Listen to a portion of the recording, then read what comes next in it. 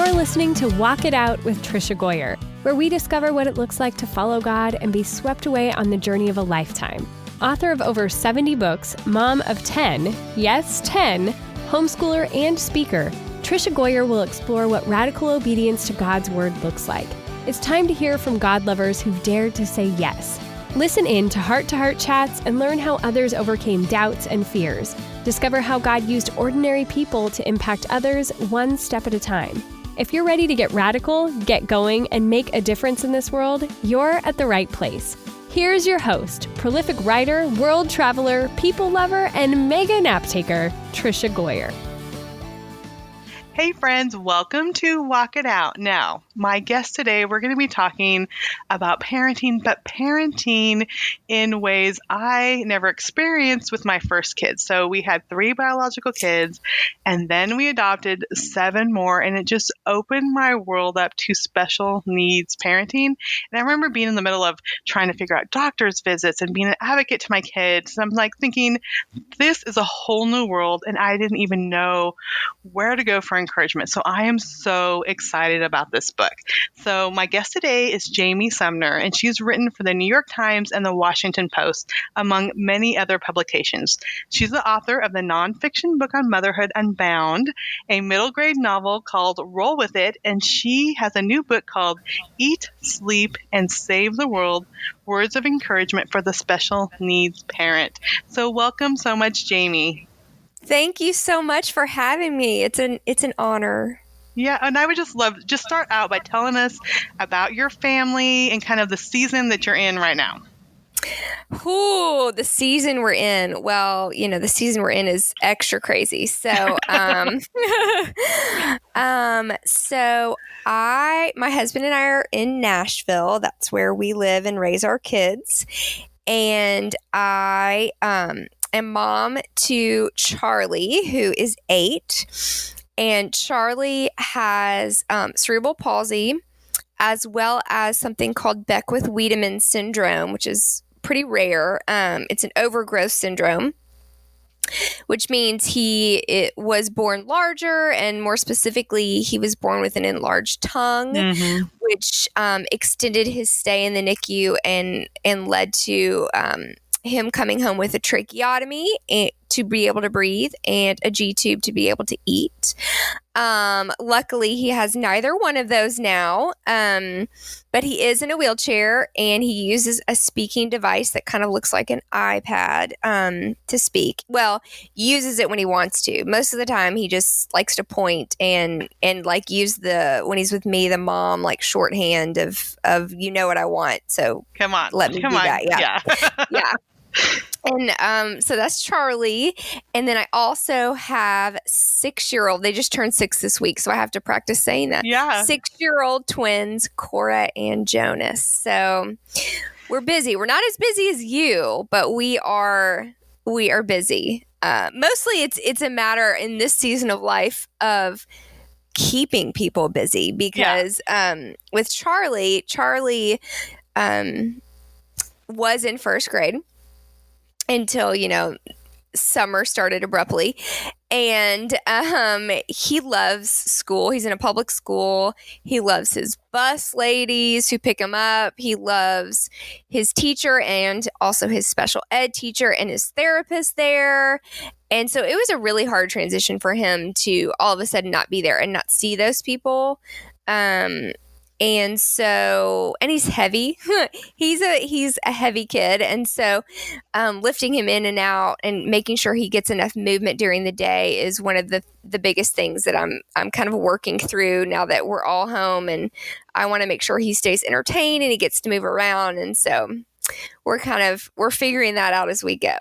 Yeah. And I think with kids just in general, like, summer break is always like everyone's excited for it, but now like officially summer break is here, but they've been out of school for so long, and even like we homeschool, so you think that we would just be going on as normal, but no, my kids did activities and they hung out with friends and all the things, and so it is a huge challenge. But I love you talk about like Charlie loved his school, and I just love how he just made so many connections and these great people in his life, and now you're like, okay, it's all me. It's all on mom. Yes. Right now. Yes. Yes. Yeah. And then you have 2 others that are just running around, and that is a very busy age also.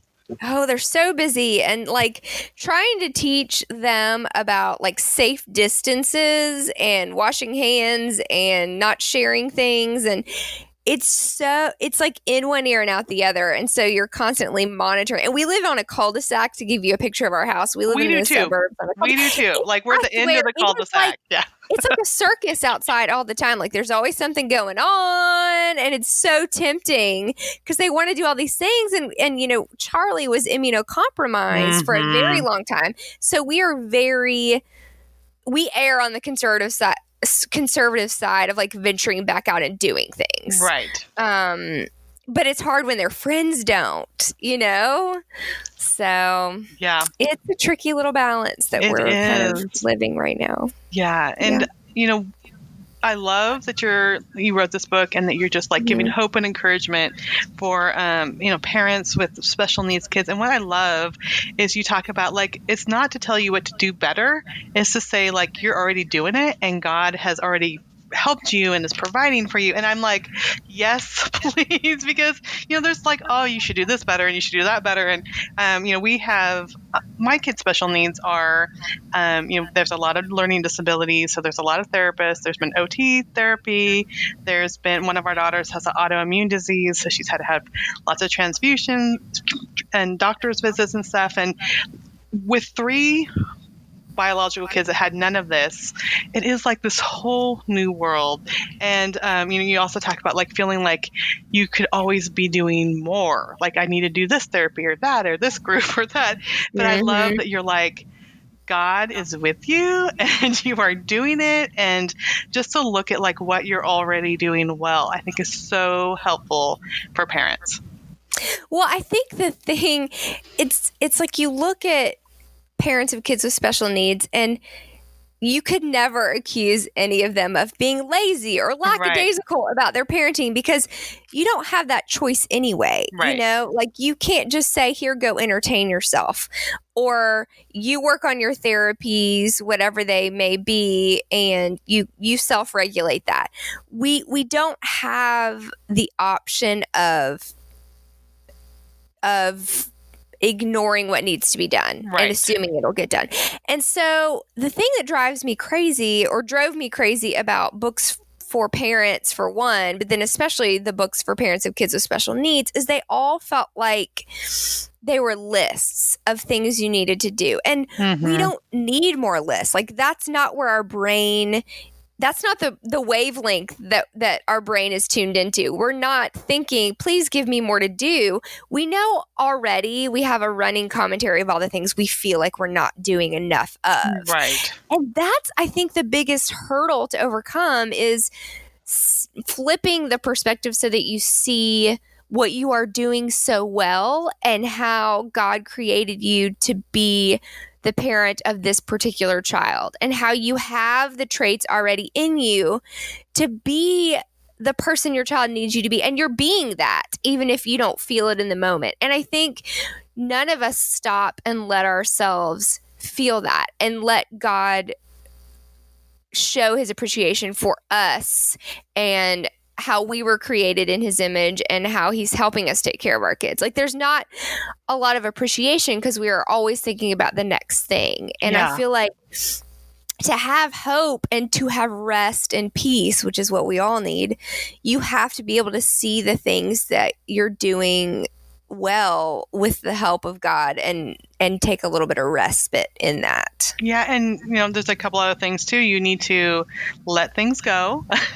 Other things that you, like, I used to think were super important, aren't super important anymore. And then also let people help you and let, you know, people like come into your home. I mean, oh my gosh, preach it. Yes. Yeah. So many things. So just yesterday we had a speech therapist at the house, an occupational therapist in the house, my not teenage, she's 26 now. Oh my goodness. So my older son, he comes over and he will like take the kids on walks and do stuff with the ones that aren't doing therapy, because I still am working. And then one of my teen daughters was on a counseling appointment for trauma therapy. And I'm like, in this moment, and then I also have my grandma lives with us. She's 90. And so she has a caregiver here too. So, even though we're social distancing, these kids still need therapy, and my grandma still needs care. And my son comes over and he's like, I'm going to take the kids to the walk, or I'm going to take them to get ice cream. I'm like, thank you so much. But it is so much of, when I first started having like therapists come to the house and stuff, like I'd make sure the house was clean. And now it's like, step over the shoes. I haven't vacuumed, in 3 days. I mean, it's just like, you have to get over yourself and just realize this is more than I can do on my own. And there's amazing, amazing people out there that can provide help. And it's okay. Like, it's okay to accept that help.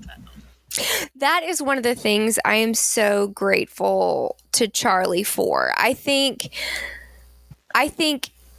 he forces me to open myself up in my messy life in a way that I would not have without him, I think.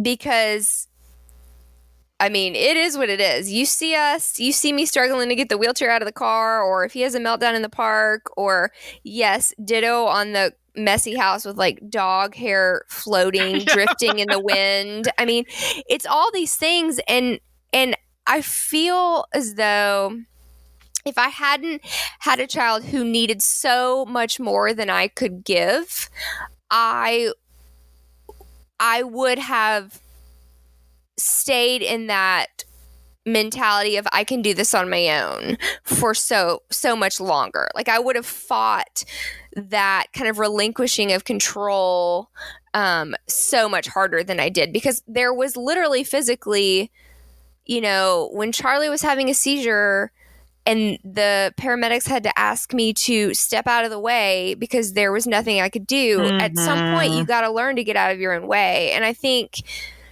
without being forced to do that, it would have taken me a lot longer to learn that lesson. And it is so empowering and such a relief to let all those people in to help you with your life, which is how we're meant to live. We're meant to live in community, not in isolation and trying to do it on our own. And I think it's one of our greatest strengths is knowing that we can't be the strongest person in the room all the time. Yeah, that is so good. So, I had the experience with 3 kids that I homeschooled, that, I was able to keep my house clean. They were good kids. We were talking yesterday because I was setting out all these meds for the kids that my kids are on, especially our autoimmune. Well, it takes 30 minutes to figure out all the meds for the week.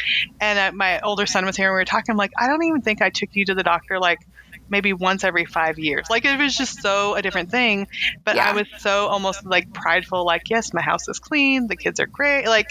And now I remember when you felt capable. Yeah, I felt capable. Yeah. I could do this. And so when we started adopting kids, I'm like, I've been a mom for all these years. We could, and then I'm I got this. What in the world? What do you mean appointments and this and that? And I was, one child was doing occupational therapy, speech therapy. We go to the eye doctor. He's like, yeah, his eyes aren't tracking. And then they check his sister, and they're like, her eyes aren't tracking. I'm like, what? They're like, they need vision therapy. I'm like, no, we're already doing 3 other therapies, and and then the speech therapist is like, well, the youngest 3 are dyslexic. I'm like, what? No, we can only do one of these things at a time. We cannot do all of this. And so it's totally made me depend on God, depend on other people. And just humbled me. I'm sitting in my room right now. There's piles of stuff. I'm okay though. Our life is good. My kids are, healthy at this moment.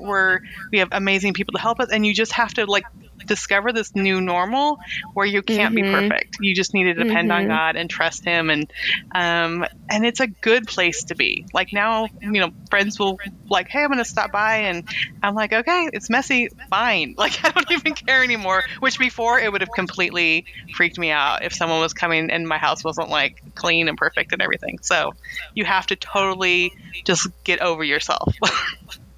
And I so feel you on that desire to please just hand me one diagnosis, one thing to work on at one time. Yeah. Because it's almost like you stop being able to process it all like the overload of things that you have to work on and that they have to work on. Oh my gosh, I so feel you with that. Also, vision therapy. Yes, we did eye patches for years to try to like strengthen vision. That was one of the things we did. And it's this idea that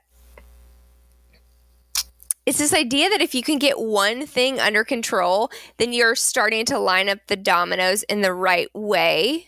You know, that's going to lead to a pattern, that's going to lead to this beautiful like thing that is success at the end. Yeah. And I think God does that. I think that's why life is so messy. Like our own personal lives, irregardless of what we're dealing with as parents, just in general, I think the reason you can't graph your life and it looks like a trajectory that's always pointing up is because he doesn't want us to feel like life is about that. You know what I mean? Like exactly. That life is about creating something that is a perfect picture. It is so much more about letting those people in that want to drop by and having a genuine conversation instead of working towards this ideal that's not meant to be here. It's meant to be in heaven. That's why heaven is so great, because it's so not what we have here. And I think it's a really good reminder of that. Yeah. And I think like our goal as parents is to make our lives comfortable and our kids' lives comfortable and everything go well and have them not struggle. And when it's not that, it's like, okay, yeah, we're struggling, but God is still good. Like my kids have learned, and even our biological kids, all of a sudden we adopt like 7 more kids into our family. But like they've grown and they've changed and they see things differently. And, now my kids are like, well, when I adopt kids someday, it's like, you just see that we have a different heart and family means something different. And just like, it's special. The kids, I think God has a good plan for them because of what they're experiencing too. That yes, it's hard, but their hearts are tender to those that have different needs, and they're, it's just like, it's not like if we raise kids in a complete comfort zone, without problems, like they don't grow in God in the ways that they should either. And so, as God's working on us, He's also working on our kids as a family, as we overcome and learn to support each other in ways that maybe other families don't have to. Yeah. And I think too, like as we let our kids see us struggle, I think that's really important, because like I can't count how many times I've had to stop and apologize to my kids for various things. Yep. And I think that's so important, to be able to show your kids your weaknesses and show your kids that you're learning too, because if they grow up thinking, 1, we have it all together, or 2, even if you don't have it all together, you power through and pretend like you do. I think those are like lessons that you don't even know you're imparting on them. And so every time I have to stop and apologize, in my head, I'm thinking, this is good. This is good for me. And this is even better for them. And it's going to be okay. And it's just the lessons you learn at the same time that you're also trying to teach things to your kids is funny. And, anyone who accuses God of not having a sense of humor, like... needs to look around for sure at life. Yeah, I love that so much. And another thing that you talk about, and I can't remember, like I was watching videos, I was reading your books, so I can't remember if it's in the book or not, but you talk about like when other kids want to ask questions, like at a playground or something, like why is he in a wheelchair, or whatever, and then the parents are like, oh come on, and you're like, no, I want to, we could talk about this, it's okay to talk about that. And I know like with our kids, we've adopted 7, and so sometimes I'll say something about my adopted kids and I'm like, you shouldn't say that. I'm like, oh no, they love like sharing how they were adopted, because some of them were adopted as teenagers, and so they don't feel like they'll be in the church nursery or something with someone and they're like, oh, we heard all about your adoption, so like they like talking about it. It's not like I feel like they're any less my kids, but I think sometimes people are scared of conversations where there's adoption or special needs, or and really we're like, no, it's okay to talk about it. So I would just love to share a little about that. this is really funny because this happened yesterday. So I'll share. So we were, I've been taking Charlie on a lot of walks because what else is there to do? Yeah. And it gets us outside, and he has a big jogging stroller that is going to fit him until he's probably 20 or older. Like, it's amazing. I love it so much. And so we'll go on lots of walks, and he just chills and has a snack and gets to be outside in the air, and it's fun, and we talk about random things we see. And because I walk in the neighborhood, and like I said, he goes to the public school, there was a girl outside with her dad and I guess her younger sister, and we are approaching, and she goes, "Hi, Charlie." So she knows him, and I'm assuming she knows him from school. And I stop the stroller and I say, "Charlie, can you say hi?" And he'll wave. And it was this really sweet interaction. I'm like, and in my head, I'm thinking, I'm glad he got to see his friend. I'm glad we stopped. And the dad's kind of like leaning against the car, smiling. And then she goes, "What happened to him?" And and then she also followed it up with like, "How did he get hurt?" Oh yeah. And at first, I because I knew she knew him from school, so I'm like, does she not know? So I said, "What do you mean?" And she goes, "Why is he in there?" And I said, "Oh, okay." So in my head, I'm thinking we're going to have this conversation. And the one thing I say this in the book, is when adults are so afraid to be rude. They're just afraid to be rude. Mm-hmm. Politeness is the ultimate goal. And so a lot of times if their kids come up to Charlie and ask these questions, they'll kind of smile and just pull the kids away before we even can interact. And that is excruciating for me because it means Charlie doesn't have a chance to be seen and understood. It kind of ends a conversation when really we want to be included. Right. So I was grateful because this guy was just kind of smiling and gave me space. Like, he didn't try to end the conversation. He gave me space to talk. And so, I said, Charlie was born this way. So this is always how he's been. This is how God made his body.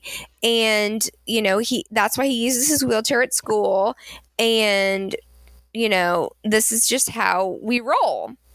And she, kids, to their credit, she's like, "Oh, okay. Bye, Charlie." And then she starts to go, "Do you want me to draw you a picture?" Because they had sidewalk chalk. They're like, "Do you want me to draw you a picture?" And she's just on to the next thing. And it's just part of her world now. And she just normalized his experience in a way that I just left smiling. Yeah. And the dad smiled and he's like, "Have a good walk." And I said, "Thank you." And it was what I would have wanted for that encounter because she asked the question. There's no uncomfortable feelings. Charlie gets to be better understood, and we all leave feeling better. And you could see that from the outside as like, "Oh, that was a rude question. She shouldn't have asked that." But what does that mean? If you don't open up the dialogue, then there's no dialogue, and nobody but wants to be in their own bubble that they feel like they can't access the rest of the world because the rest of the world kind of doesn't see them. Mm-hmm. I mean, that's not fair. And so I always encourage people, please just ask, open up a dialogue and have a conversation because it's better than pretending like situations and people and conditions don't exist. Right. And kids are usually not being rude. They're just curious. Right. Right. It's not like you're they're like, teaching them problem. that it's rude. Yeah. You're teaching them that it's rude if you act like that's an uncomfortable thing to do or say. Yeah. So I love that. And I think that's going to be really helpful for listeners too, to like, oh, it's okay. Like, it's okay for us to walk up and have the conversation and, and you leave the parent to whether they want to continue that conversation or end the conversation, but just know that it's okay to start the conversation. Exactly. Yeah, I love that. And so I just love, just making us aware of, things that are okay. And like, people want to be included. They want to be seen. They want to be, appreciated. And I just love that so much. And so I would just love to hear too, how has, connecting with the community just helped you, as you parent? So Charlie attended a special needs preschool, an inclusive preschool. And before he did that, my world of kind of the special needs spectrum of help was, he had the trach, and so we didn't leave the house much. And it was like some people come in, then they come out, but our life was still our life. And it really wasn't until he started to attend that preschool that I met other parents who had children with differences and really saw all the ways that God has created families and children and how he is orchestrating their lives. And I really think seeing the diversity of families has blessed me so much. And to be able to cry in the parking lot with a fellow mom, or trade gate trainers because mine will work for yours better than the one they have, and vice versa, and let's just do this. And we like cackle because like we got away with something and insurance wasn't involved. Like just little things that have blessed me so much and made me not feel so isolated, because I think that's the hardest and scariest thing of parenting, motherhood especially, but then with kids with special needs even more so. You can very easily fall into this is entirely my experience, and I'm in kind of this black hole of my life, and when things get hard, you don't have a way to kind of crawl out of it. You don't have people to bring you out of it. And so being able to see other families and then connect with them has been such a blessing for me, because it's kept me open and it's kept me aware of the big wide world of other people like us.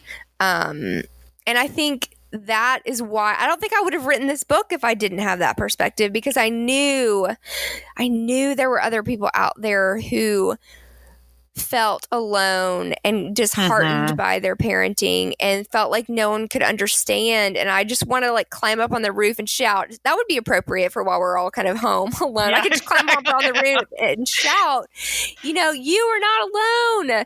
I understand what you're feeling, and I am here, and I want you to know I'm here, and I want you to know that your experience and mine may not look exactly the same, but our hearts are traveling that same path. Yeah. And I would even say, like, even as I was reading the book, I'm like, oh, I can totally relate to this. Like, our experiences are completely different. Like, a lot of my kids are occupational needs and emotional needs. And so really, it has been like our experiences are completely different, but our hearts are the same. Like our desire to turn to God is the same. And so that has been like a huge blessing. And so I love this book. I think this would be a perfect book to, buy for someone. I think so many times we don't know what to do. And that's what my next question I wanted to ask, like, what can you do? Maybe you don't have a special needs child, but what can you do? And I think number one, eat, sleep, and save the world. This would be a great thing to pass on. But what other things can people do when they just want to show someone that they love them and they care and want to be a support? I think, again, this goes back to that politeness factor. I think people are afraid to lean in because they don't want to seem either pushy, or they don't want to feel like they're implying that somebody needs help. Right. And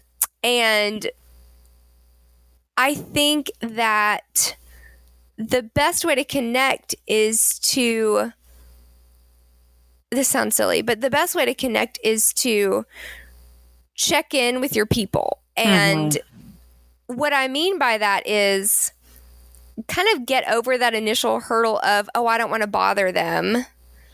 And really ask the question, how are you doing? Are you okay? What can I do for you? And then stop long enough to listen, because I think people ask that a lot, but then they don't expect a genuine answer. And if you ask the question not expecting a genuine answer, you're probably not going to get one. Right. Because people can sense that. And so I would say ask with intention and then listen. And for me, like you said before, it takes something on the part of the parent of the child with special needs to be able to open up about those things.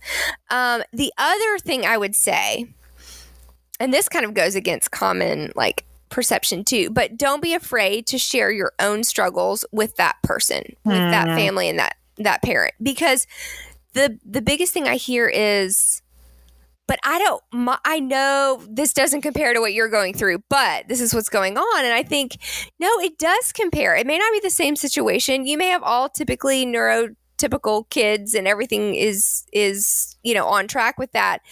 But we all, like you said before, we all are traveling our own emotional roads. And it's not a competition of whose life is harder or who's going through the harder situation. It's about sharing the reality of our lives so that then someone else can share their reality with us. So I think that is such a big deal for me, is when a friend is willing to open up about what's going on with them, because then it makes me comfortable opening up with what's going on with me. If it's just a one way, here, let me help you. Right. Well, no, nobody wants to feel like they're always the one that needs to be helped. I want the opportunity to help as well. And so I think having that relationship that is a reciprocal one is really important. Yeah, that's really good. And I never thought about that before. But the people that I feel like I can open up to, they may be talking about work struggles, or this is going on, or and it's not even the same. Like, some of my friends have their kids are gone and out of the house, but because they're sharing kind of what's going on, and not in like a grumbling, this is a horrible life sort of way, but just really just sharing from their heart, I'm able to like, oh, okay, this is what's going on, and can you pray about this? Or, it does, when we're able to be vulnerable with wherever we're at, it does let people be that back to us. Oh, so good. Okay, so talk about really quickly what you covered in the book, because determination, hope, resilience, patience, laughter, and thankfulness. So, like, why did you choose those things, and what do you want readers to walk away with when they close the book? So that's a good question. So I picked basically 6 traits that I feel like, one, parents of kids with special needs just have in abundance. And 2, these are the biggest ones that they don't recognize in themselves. So determination, hope, resilience, patience, laughter, and thankfulness. And I wanted to, within those sections, I share stories of my own life, and also biblical stories where I see God working in the lives of others, because I want to show how it played out for me. And then hopefully whoever is reading can recognize that in their own life, because books are mirrors. That's kind of like, we see them as mirrors and windows to reflect back on us so that we can recognize ourselves in someone else's story. And then windows so that we can see out into the world with a different perspective. And that's kind of what I wanted this book to be. I wanted someone who's reading it to maybe recognize something that they never recognized in themselves, and then to step even further back and say, oh, this is how God has designed this world and me in it. And this is how I can walk through with maybe a lighter step. That's so good. And I love your, like, even though it's like sharing your story, there's so much of us being able to reflect our stories in it. And then you open it up to that, and you talk about the biblical stories and, everything that's involved. It's like, okay, I am not alone. I'm not the only ones, but look at, I am patient. I'm learning to be patient. I have to be determined. I have to be an advocate for my kids. And it's like, okay, it's almost like, like you're able to release a breath, like, I'm understood, and this is good. So that's encouragement I got. That's a great way to put it, like releasing a breath. Absolutely. That you didn't even know you were holding. Right, exactly. Oh, I love that. So, and then what do you hope, like, when they close the book, like, what do you hope they just walk away with for their own lives and maybe their own day? Because sometimes we can't even look like for my whole life, but what can they walk away with for the day that they're currently in?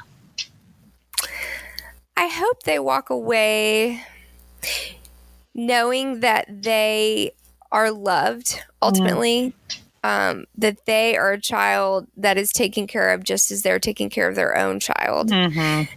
And that empowers them to be a parent who parents in trust, because parenting looks a lot different when you're trusting that God has it under control, and when you're not. Mm-hmm. And so I really hope that it can help those who read it become better parents. Not that it necessarily changes anything about their parenting, but it changes their attitude about themselves and how God has created them as parents. That's my hope. Oh, I love that. I love that. Okay, so where can people go to find out more information about you, and then also Eat, Sleep, and Save the World? So the book is everywhere books are sold. So your independent bookstore, Amazon, Barnes & Noble, wherever you go to buy books, it's there. But also you can find out more about me, read some of the articles I've written as well on my website, which is Jamie, Jamie -Sumner, SUMNER.com. And you can email me there too if you just want to connect and ask questions or share your own story. I love it when I get to hear other people's stories too. So yeah, well, thank you so much for being here. Thank you for sharing your story, and just thank you for bringing encouragement to so many.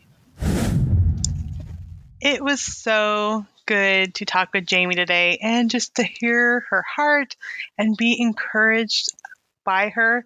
I love on the back cover of Eat, Sleep, and Save the World, this is what it says: an encouraging and empowering read. Eat, Sleep, Save the World reminds every parent of a child with special needs that they are, in fact, superheroes. And I think that's just the encouragement that we all need, for someone to say, you are doing amazing, you are doing a great job. And so many times we feel discouraged and we feel like we aren't doing enough, we aren't giving enough. And if we can just do a little bit more, that it would help our kids more. But I love that releasing of the breath and saying, no, God has called me to this. I am doing a good job, and He is with me all the way. So the Walk It Out verse for today is John 14:27. And this is in the New Living Translation version. And it says, I am leaving you with a gift, peace of mind and heart. And the peace I give is a gift the world cannot give.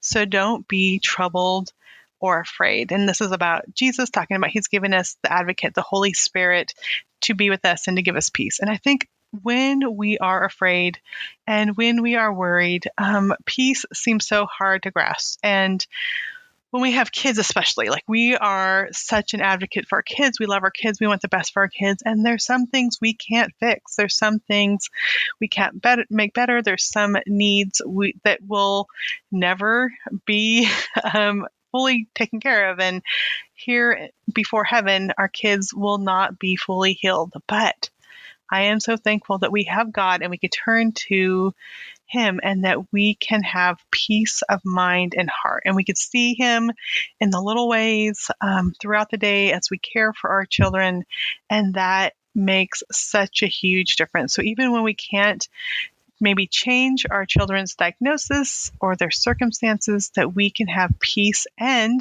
when the mamas and the daddies and the caregivers have peace, that makes such a huge difference.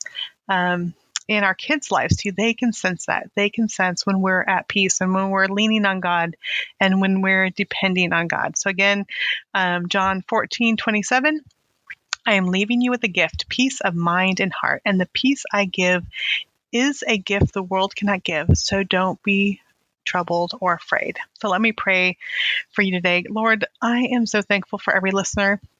And I just pray especially for those listeners, or maybe friends of listeners or family members of listeners who have children with special needs. And we want to do everything to care for and provide for and make things better for our children. And sometimes we can't fix things. Sometimes medical conditions and needs aren't things that we can fix and that doctors can't fix. But Lord, I thank you that we learn so much as we care for our children. We learn to depend on you more. We learn to trust in you more. We learn to have peace even in the middle of hard circumstances. Lord, I thank you for Jamie. I thank you for her voice to the world that reminds us that you are doing great, that you are doing enough. And when those lists seem a mile long and our worries seem even longer, that we can just remember that we are doing well. And I'm so thankful for her voice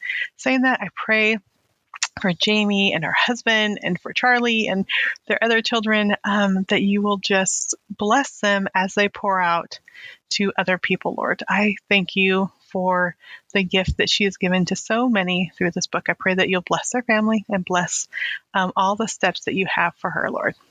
And I pray for each one today that they may be encouraged if they know a family that has a child with special needs, just to start a conversation, to reach out, to become vulnerable themselves so that they can, their friend or family member can feel that they can turn to them too, Lord. And just be with us today. In your name we pray. Amen.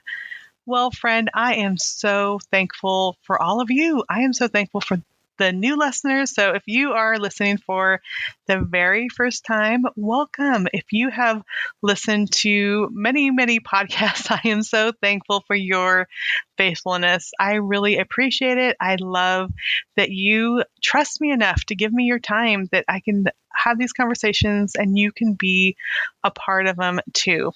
Always, you can go to walkitoutpodcast.com to look at all the podcasts. There are so many great ones, and I'm so blessed to be able to have all these conversations and then also share a little bit of our lives as I'm having these conversations with friends. If you know someone who just really needs to be encouraged, send them over to walkitoutpodcast.com, or you can tell them to look it up. Look for Trisha Goyer on iTunes or their favorite podcast app, and I pray that they might be encouraged too. If you subscribe, then you will get notified when my new podcasts come out. Also, if you go to trishagoyer.com, right there on the homepage, if you scroll down just a little bit, you can see my newsletter. If you sign up for that, every week I share who I interviewed. I share kind of some behind the scenes.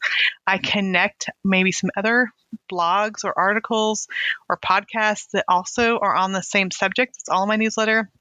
I'm always trying to give someone away for free. So a free printable, a free recipe, so many good things. And once a week, you will get that in your inbox. And I love getting encouragement back. People will just respond to that and say, thank you so much. This is exactly what I needed today. So if you need encouragement in the middle of your week, if you need to be reminded of the podcast or be kind of behind the scenes and other information on the topic, be sure to go to trishagoyer.com, scroll down and subscribe to my newsletter that goes out weekly. Well, friend, I am so thankful for you, and I just pray a special blessing over you this week. Thanks for listening to Walk It Out. Head over to the show notes for this podcast and all past episodes at www.walkitoutpodcast.com. If you love the show, share it with someone you know who can make a radical difference in the world. We love new friends.